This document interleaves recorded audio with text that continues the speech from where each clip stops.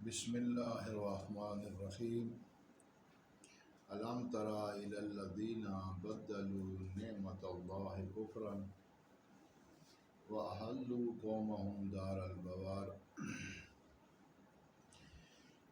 جناب حضرت ابراہیم علیہ السلام کو ذات پروردگار نے حکم دیا کہ اے میرا نبی، دعوت الحق کو کعبۃ اللہ کی طرف لوگوں کو بلانے کا پیغام اور صدا جاری کرو، لوگوں کو دعوت دو، دین کی طرف، حق کی طرف دعوت دو۔ جناب ابراہیم نے عرض کیا، پالنے والے تیرے حکم پہ سر تسلیم خم ہے، لیکن مدرسہ توحید کا طالب علم ہونے کی حیثیت سے یہ سوال تو کر سکتا ہوں کہ میں صدا تو بلند کروں گا، میں آواز تو دوں گا، میں لوگوں کو بلاؤں گا تو صحیح، لیکن میری آواز کہاں تک پہنچے گی، میری آواز کتنے افراد سنیں گے؟ جواب قدرت ملا، ابراہیم آواز کا بلند کرنا تمہارا کام ہے، تمہاری آواز کو لائیو چلانا یہ ہماری ذمہ داری ہے۔ حضرت سید الشہداء علیہ السلام نے کربلا کے میدان میں لاشوں کے درمیان کھڑے ہو کے زخمی حالت میں گریے میں ڈوبی ہوئی نحیف آواز لگائی اور یہ استغاثہ بلند کیا، حال میں ناصر ینصرنا۔ کتنے افراد تک یہ استغاثہ، یہ صدا پہنچتی؟ عادی حالات میں، معمولی حالات میں کہاں تک یہ صدا جا سکتی تھی؟ محقق علماء نے یہ لکھا ہے کہ حضرت سید الشہداء نے جو استغاثہ بلند کیا، کربلا کے وسیع میدان میں فوج اشقیاء کے ہر سپاہی تک اس کی آواز پہنچی، بلکہ کربلا کے اطراف و کنار میں موجود علاقوں میں بھی اس کی آواز پہنچی۔ گویا ذات پروردگار نے حضرت سید الشہداء کی صدا کو لائیو چلانے کا اہتمام کیا۔ احد کے میدان میں لا فتح الا علی لا سیف الا ذو الفقار کا ترانہ گونجا، یہ قصیدہ پڑھا گیا، فرشتوں نے پڑھا۔ یہ قصیدہ جو امیر المومنین کی شان میں میدان احد میں گونجا، اسے بھی لائیو چلایا گیا۔ اگر زیادہ نہیں تو کم از کم احد میں موجود ہر شخص نے، ہر سپاہی نے اس ترانے کو سنا، لا فتح الا علی لا سیف الا ذو الفقار۔ آخری زمانے میں حضرت ولی کائنات کا جب ظہور ہوگا، امام عصر کے ظہور کے وقت خود امام عصر کی صدا یا جبرائیل علیہ السلام کی یہ صدا آئے گی کہ وقت کے امام کا ظہور ہو چکا ہے، جس نے بیعت کرنی آ کے بیعت کر لے۔ علماء نے مستند روایتوں میں اور معتبر روایتوں کا مفہوم یہ ہے، علماء نے تحریر کیا، حدیث بیان ہوئی کہ حضرت ولی عصر رضی اللہ تعالی کی صدا اور یہ آواز ہر شخص اپنی زبان میں، اپنے علاقے میں سماعت کرے گا، سنے گا۔ گویا آخری زمانے میں بھی حضرت ولی کائنات کی آواز کو لائیو چلایا جائے گا، اس صدا کو لائیو سب سنیں گے۔ اس سے بالاتر وہ ذاکرین اعظام جنہوں نے لائیو پروگرامز پر پابندی لگانے کا ضابطۂ اخلاق تیار کیا اور کہا کہ نہ تو لائیو کوئی پروگرام چلے گا، کوئی مجلس چلے گی، اور نہ ہی تصویر بنائی جائے گی، کیمرہ اور موبائل وغیرہ مجالس میں لانے پہ ممانعت ہوگی۔ یہ ذاکرین اعظام جنہوں نے یہ ضابطہ اخلاق بنایا، یہ خود کتنے مقام پر یہ مسائل پڑھ چکے ہوں گے، اور ہم نے سنا بہت سارے ذاکرین سے، اور یہ ذاکرین یہ مسائل پڑھتے ہیں کہ کربلا کے میدان میں صبح عاشور کو ہونے والی اذان مدینے میں لائیو سنی گئی۔ گویا پیغام حق کو، اچھی بات کو لائیو پہنچانا یہ سنت الہی ہے، اور ذات پروردگار خود اس کا اہتمام کرتی ہے۔ لہذا مجالس کے لائیو پروگراموں کی ممانعت اور ان پر پابندی لگانا، تصویر بنانے پہ پابندی لگانا، میں ذاکرین اعظام سے یہ عرض کروں گا کہ آپ کا یہ عمل ہمیں کسی قسم کا یہ شبہ نہیں ہے کہ آپ اپنے اس اعلان میں ضابطۂ اخلاق میں انتہائی مخلص ہیں. آپ کی نیتوں میں کوئی فتور نہیں ہے. آپ نے جو کچھ کیا وہ محبت اہل بیت کی بنیاد پہ کیا، مذہب اہل بیت سے محبت کی بنیاد پہ کیا ہے. آپ کی نیتوں پہ کوئی شبہ نہیں ہے، لیکن جو کچھ آپ نے کیا ہے یہ ٹھیک نہیں ہے، یہ درست نہیں ہے. اس کے نقصانات زیادہ ہیں، اور لائیو پروگرام چلنے کے بھی نقصانات اگرچہ موجود ہیں لیکن بہت کم، اور بالخصوص منافع کے مقابل میں، نفع کے مقابلے میں وہ نقصانات بہت کم ہیں. مثلاً اس کا ایک نقصان یہ ہے کہ لائیو پروگرام چل رہا ہو تو پڑھنے والے سے کوئی غلطی سرزد ہو سکتی ہے. جو مطلب ہم بیان نہیں کرنا چاہتے، جوش خطابت میں آ کر اس مطلب کو بیان کر دیا، یا سبقت لسانی ہو گئی، ہمارے منہ سے کوئی بات نکل گئی جو نہیں نکلنا چاہیے تھی، اور وہ دنیا میں وائرل ہوگی، اس پہ شور و غوغا اٹھا. یہ اس کے نقصانات ہیں لائیو پروگرام چلانے کے. لیکن یہ اس نقصان کو دور کرنا یا اس سے بچنا انتہائی آسان ہے. سادہ سا طریقہ ہے کہ اگر غلطی ہو جاتی ہے، اگر کوئی غلط مفہوم ادا ہو جاتا ہے یا سبقت لسانی ہو جاتی ہے، تو اس کے متعلق واضح طور پر کہہ دیا جائے کہ یہ مجھ سے غلطی ہوئی ہے اور میں اپنی غلطی کا اعتراف کرتا ہوں. غلطی کا اعتراف کر لینے سے وہ مسئلہ ختم ہو جاتا ہے. اور ایسی غلطیاں ذاکرین سے بھی ہوئی ہیں، مجھ جیسے طلباء سے بھی ہوئی ہیں، علماء سے بھی ہو سکتی ہیں. لہذا اس غلطی کو دور کرنے کا بہترین طریقہ یہ ہے کہ اعتراف غلطی کر لیا جائے. تو اس میں کوئی شخصیت کم نہیں ہوتی. غلطی کا اعتراف کر لینے سے قد کم نہیں ہوتا بلکہ قد کاٹ بڑھتا ہے. لہذا اس بنیاد پہ تو لائیو مجالس کو بند نہیں کیا جا سکتا. یوں عرض کر دوں کہ اگر مسجد میں کچھ بچے دھکم پیل کرتے ہیں، کھیل کود کرتے ہیں، بچے مسجد میں شرارتیں کرتے ہیں، تو مسجد کا دروازہ بند نہیں کیا جاتا بلکہ ان بچوں کو سمجھایا جاتا ہے یا ان کے والدین سے رابطہ کیا جاتا ہے. دوسرا نقصان یہ ہو سکتا ہے کہ سیکورٹی کے حوالے سے، کہ کوئی بدبخت موبائل کے استعمال سے دہشت گردی کا منصوبہ بنائے، کیمرے کے ذریعے سے دہشت گردی کرے. اور ایسا ہوا ہے. اگر جو ہے وہ دہشت گردی کا خطرہ ہے تو دوستان اس کو بھی آسان انداز سے درست کیا جا سکتا ہے. اور تیسرا نقصان جو ہے وہ لائیو پروگرام چلنے کا یہ ہے کہ وہ باتیں جن پہ آج FIRs ہو رہی ہیں، ان باتوں سے ڈر کے انسان جو ہے وہ مجالس کے پروگرام جو ہے وہ محدود کر دے، مجالس کی لائیو کوریج جو ہے اس کو ختم کر دے. اس مقام پر ذہن نشین فرمائیں کہ بات کو اچھے پیرائی میں، اچھے انداز میں، آسان انداز میں کہنا، دلائل کے ساتھ کہنا، اس میں کوئی قباحت نہیں ہے.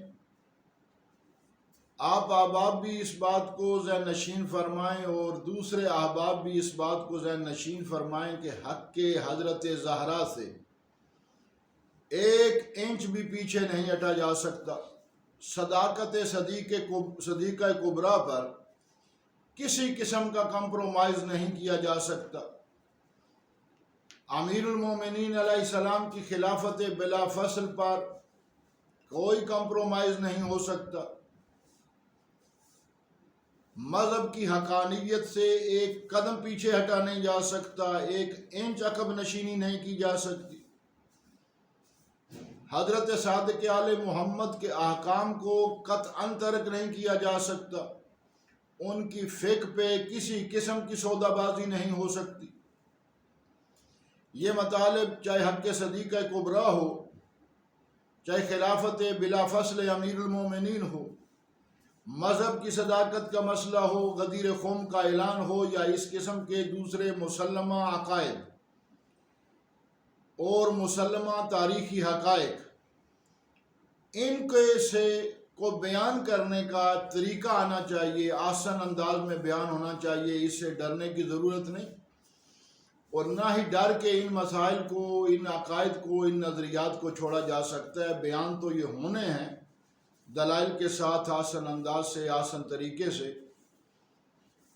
آپ لوگ خوش قسمت ہیں، خوش نصیب ہیں کہ آپ کے وطن عزیز میں وہ منظم جماعت موجود ہے جو ان تمام خدشات سے نمٹنے کی صلاحیت رکھتی ہے۔ مطالب کو کس انداز سے بیان کرنا ہے، یہ بھی آپ کی منظم جماعت یہ بھی تربیت دینے کے لیے تیار ہے۔ سیکورٹی کس طرح انجام پائے گی، سیکورٹی کے مسائل کس طرح حل ہوں گے، اس کو بھی آپ کے ملک میں منظم اور قانونی اور آئینی جماعت اس سے نمٹنے کا بھی حوصلہ رکھتی ہے، FIR سے نمٹنے کا حوصلہ بھی رکھتی ہے۔ اور میں اس بات پہ یقین رکھتا ہوں کہ اگر اچھے انداز سے، اچھے پرائے میں، دلائل کے ذریعے سے، احسن انداز میں یہ چیزیں بیان کی جائیں تو اس پہ کوئی خطرہ بھی نہیں ہے۔ لہذا یہ ضابطہ اخلاق تیار کرنے سے پہلے آپ کو چاہیے یہ تھا کہ آپ علماء اعلام سے رابطہ کرتے، رجوع کرتے، انہیں ان مسائل اور مشکلات کے متعلق آگاہ کرتے، یا یہ خدشات ان تک پہنچاتے اور وہ آپ کو اس کا بہترین حل بتاتے۔ لیکن آپ نے ضابطہ اخلاق بنانے میں جلدی کی اور ضابطہ اخلاق بنا دیا گیا۔ حقیقت تو یہ ہے کہ یہ ضابطہ اخلاق ان امور پہ نہیں بننا چاہیے تھا۔ ضابطہ اخلاق بننا چاہیے تھا تو اس بات پہ بننا چاہیے تھا، اور اس قسم کے نظریات اور امور اس ضابطہ اخلاق میں طے ہونے چاہیے تھے کہ آئندہ کے بعد کوئی ذاکر ممبر سے غیر معتبر روایت اور غیر معتبر تاریخ کو نہیں پڑھے گا، کوئی ذاکر ممبر سے مقتل اور مصائب کو کسی کتاب کے حوالے کے بغیر یا کسی معتبر کتاب سے لیے بغیر نہیں پڑھے گا، کوئی ذاکر مجالس کی فیس طے نہیں کرے گا، کوئی ذاکر ممبر پہ اپنے اندر موجود اختلافات کو نہیں اچھالے گا، کوئی ذاکر کسی عالم دین، کسی ذاکر کی ذات پہ اعتراض نہیں کرے گا، ذاتی مسائل کو ممبر پہ بیان نہیں کیا جائے گا۔ بخدا دکھ ہوتا ہے جس وقت آپ ممبر پہ بیٹھ کے کھڑے ہو کے اس قسم کی باتیں کرتے ہیں کہ فلاں نے اتنی شادیاں کر لیں، اتنی طلاقیں دے لی، اور اس کی پیشانی پہ موجود سجدے کا نشان یہ خود بنایا یا کسی نے بنایا، کیسے بنا ہے، یہ جعلی ہے۔ اس قسم کے موضوعات یہ ممبر کا موضوع نہیں ہے۔ اس قسم کے موضوعات کو پابند کرنے کے لیے، روکنے کے لیے ضابطہ اخلاق تیار ہونا چاہیے تھا کہ کسی کی ذاتیات پہ حملہ نہیں ہوگا، کسی کی پگڑی نہیں اچھالی جائے گی، کسی کے گھر جھانکا نہیں جائے گا کہ وہ اپنے گھر میں کیا کرتا ہے۔ اس قسم کے مسائل کو روکنے کے لیے ضابطہ اخلاق بننا چاہیے تھا۔ بالخصوص یہ فیس کے حوالے سے جو مومنین کی شکایات آتی ہیں، آپ احباب اعلان تو کر دیتے ہیں کہ ہم مجالس فری پڑھیں گے، ہم جو ہے وہ سید الشہداء کی راہ میں نکل پڑے ہیں، لیکن مومنین کی طرف سے یہ شکایات آتی ہیں کہ جب ہم ان سے رابطہ کرتے ہیں کہ حضور ہمیں مجلس پڑھ دیں، تو جواب یہ ملتا ہے کہ ہمیں تو اتنا ہدیہ چاہیے، اتنی نیاز چاہیے۔ ہم کہتے ہیں حضور ہمارے پاس تو اتنی استطاعت نہیں ہے، تو جواب یہ ملتا ہے نہ تو ہم پہ کوئی وحی ہوئی ہے کہ ہم نے آپ کے ہاں آ کے پڑھنا ہے، نہ آپ پر کوئی وحی ہوئی ہے کہ آپ نے ہم سے ہی پڑھانا ہے، کسی اور سے پڑھوا لے۔ یہ وہ بیانات ہیں جو ریکارڈ پہ موجود ہیں۔ اگر آپ نے اعلان کیا ہے، اگر آپ واقعاً جو ہے وہ آپ احباب مخلص ہو کے مجالس حضرت امام حسین علیہ السلام کی وسعت کے لیے، تشہیر کے لیے کام کرنا چاہتے ہیں، تو دوستان پھر جب غریب انسان آپ کو دعوت دے تو آپ اس کے گھر میں، اس کی حویلی میں، اس کے امام بارگاہ میں مجلس پڑھنے کے لیے جائیں اور اتنے ہی ہدیے کا تقاضا کریں جتنا وہ استطاعت رکھتا ہے۔ بہتر تو یہ ہے کہ تقاضا کیا ہی نہ جائے، جو وہ دے سکتا ہے وہ آپ کو ہدیہ دے، اور آپ ذکر حسین علیہ السلام اس کی حویلی میں کریں تاکہ اسے بھی شرف حاصل ہو، اور آپ پر بھی حضرت سیدہ کائنات حضرت پیغمبر اعظم اور نسل اولاد حضرت پیغمبر اعظم راضی ہو۔ شاید آپ متوجہ نہیں ہیں کہ لائیو پروگرام کے فوائد کتنے ہیں۔ معتبر مستند بات، عقائد حقہ کی تبلیغ، فقہ صادق آل محمد کی ترویج، اور مسائل کی تبلیغ ایک لمحے میں پوری دنیا تک پہنچ جاتی ہے۔ جو بات آپ پہنچانا چاہتے ہیں، جو پیغام آپ پہنچانا چاہتے ہیں، ایک لمحے میں پوری دنیا میں پہنچ جاتا ہے۔ اس پروگرام کو اور اس تشہیری اقدام کو محدود نہیں ہونا چاہیے۔ آپ کوشش کریں کہ اس تشہیری پروگرام میں مزید وسعت آئے اور مزید اچھے انداز سے یہ بیان کیا جائے اور اچھے پیغام جو ہے وہ لوگوں تک پہنچیں۔ میں تمام ذاکرین کو اس مقام پہ ایک دعوت دینا چاہتا ہوں اور ان سے یہ خواہش کرنا چاہتا ہوں کہ آئیے مل کر دشمن کی سازشوں کے سامنے بند باندھیں، دشمن کی سازشوں کا مقابلہ کریں، دشمن کے ہتھ کنڈوں کو ناکام کریں۔ آئیے مل کر ذکر حضرت امام حسین علیہ السلام کی وسعت کے لیے اقدام کریں۔ آئیے ہمارے ساتھ قدم بڑھائیے۔ عشرہ فاطمیہ اور ایام فاطمیہ قریب ہیں۔ میں یہ بات فخر سے کہہ سکتا ہوں، فخر سے مراد وہ تکبر نہیں، اور یہی بات میں میدان معاشر میں بھی فخر سے کہوں گا۔ بہت سارے کام ذات پروردگار نے ہم سے لیے، لیکن جن کاموں کے متعلق ہمیں تسلی ہے کہ میدان معاشر میں ہم سارے افتخار سے بلند کر کے کہہ سکیں گے، اللہ میں وہ خادم مذہب ہوں، خادم ملت ہوں جس نے پاکستان میں عشرہ فاطمیہ کا آغاز کیا۔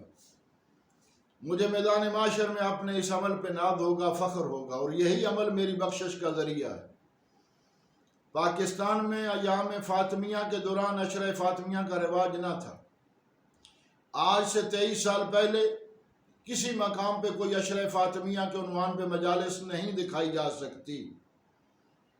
عشرہ فاطمیہ کا آغاز حوزہ علمیہ امام حسن مجتبیٰ سے ہوا، جس کی آخری مجلس 3 جمادی الثانی کو ہوتی ہے، اور کل یہ 9 مجالس ہوتی ہیں، اور ہم نے ان 9 مجالس کو حضرت فاطمہ زہرا سلام اللہ علیہا کے عدد کے حساب سے رکھا ہے۔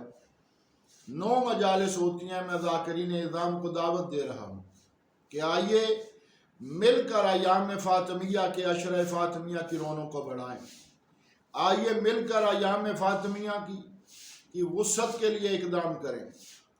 جناب تشریف لے آئیں حوزہ علمیہ امام حسن مجتبیٰ میں، اور ان 9 مجالس میں سے کوئی ایک مجلس اس حوزہ علمیہ امام حسن مجتبیٰ میں پڑھیں۔ آپ کی مجلس کو لائیو بھی نشر کیا جائے گا، اور انشاءاللہ مسائل بھی پیدا نہیں ہوں گے۔ آئیے مل کر کام کریں۔ میں دیکھتا ہوں کتنے سارے احباب، کتنے سارے ذاکرین ہیں جو سال میں ایک مجلس فری پڑھنے کے لیے آمادہ ہے۔ میں واضح طور پہ کہہ رہا ہوں کہ میرے پاس جو استطاعت ہوگی وہ ہدیہ آپ کی خدمت میں پیش کیا جائے گا۔ میرے پاس نہ فیس ہے، نہ جو ہے وہ آپ کی خدمت کے لیے کچھ زیادہ سلسلہ موجود ہے، لیکن ہدیۃً جو ہو سکے گا وہ میں آپ کے حضور ضرور پیش کروں گا۔ آئیے سال کی ایک مجلس حضرت سیدہ کائنات کے لیے، ایام فاطمیہ کے لیے، عشرہ فاطمیہ کے لیے حوزہ علمیہ امام حسن مجتبیٰ میں بغیر کسی فیس اور ہدیے کے پڑھنے کی آپ نیت کریں۔ دیکھیے کہ حضرت سیدہ زہرا سلام اللہ علیہا آپ کی زبان میں کتنی تاثیر دیتی ہیں، اور کس طرح جو ہے وہ آپ کا پیغام پوری دنیا تک پہنچتا ہے۔ مجھے امید ہے کہ عشرہ فاطمیہ کے دنوں میں آپ اچھے پیغامات اپنے پہنچانے کے لیے حوزہ علمیہ امام حسن مجتبیٰ کے عشرہ فاطمیہ کے لیے سال میں سے ایک تاریخ ضرور دیں گے۔ ذات پروردگار آپ سب کی اور ہم سب کی حامی ناصر ہو۔